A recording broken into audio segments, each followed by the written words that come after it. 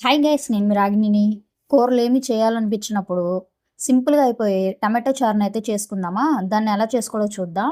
ముందుగా అర కేజీ టమాటాలు తీసుకొని శుభ్రంగా కడుక్కొని చిన్న చిన్న ముక్కలుగా కట్ చేసుకోవాలి. పొయ్యి మీద గిన్నె పెట్టేసి దాంట్లో ఆయిల్ వేసి ఈ టమాటో ముక్కల్ని వేసుకుందాం. ఈ మెత్తగా మగ్గుతున్నప్పుడే చింతపండుని వేసుకుందాం, నిమ్మకాయ సైజ్ అంతా.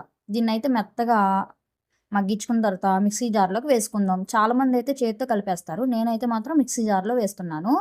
మీకు ఎలా కావాలంటే అలా ట్రై చేయండి. నేనైతే మెత్తగా దీన్ని పేస్ట్‌లాగా పట్టేసాను. దీంట్లోకైతే వాటర్‌ని యాడ్ చేసుకుందాము.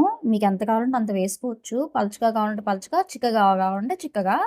దీనికోసం అయితే తాలింపు వేయాలి కదా! ఒక గిన్నెనైతే పొయ్యి మీద పెట్టి ఆయిల్ వేసి దాంట్లో ఆవాలు, పచ్చెనపప్పు, మినపగుళ్ళు వేసుకోవాలి. తర్వాత జీలకర్ర వేసుకొని, కరివేపాకు వేసుకొని కలుపుకోవాలి. ఇది కలిపిన తర్వాత దీంట్లోకైతే పచ్చిమిరపకాయ, ఉల్లిపాయ వేసుకోవాలి.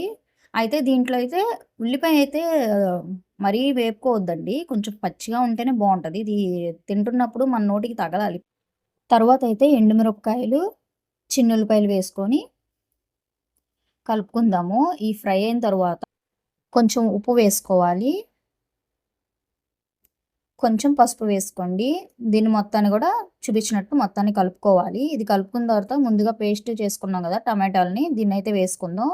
మీకైతే వాటర్ చెప్పాను కదా, ఎంత కావాలంటే అంత వేసుకోండి. నేనైతే కొంచెం వేసుకున్నా, చిక్కగానే చేసుకుంటున్నా, నాకు అలాగే ఇష్టం కాబట్టి. ఇదైతే ఎంత మరిగించుకుంటే అంత టేస్ట్ బాగుంటుంది. దీంట్లోకి చివరిగా అయితే ఉప్పు సరిపోయిందో లేదో చూసుకొని ఇంకా దించేసుకుంటే మన టమాటో చారు రెడీ అయిపోయినట్టే. వీడియో నచ్చితే లైక్ చేయండి. నా ఛానల్ కొత్తగా చూస్తున్నట్లయితే సబ్స్క్రైబ్ చేసుకోండి. బై.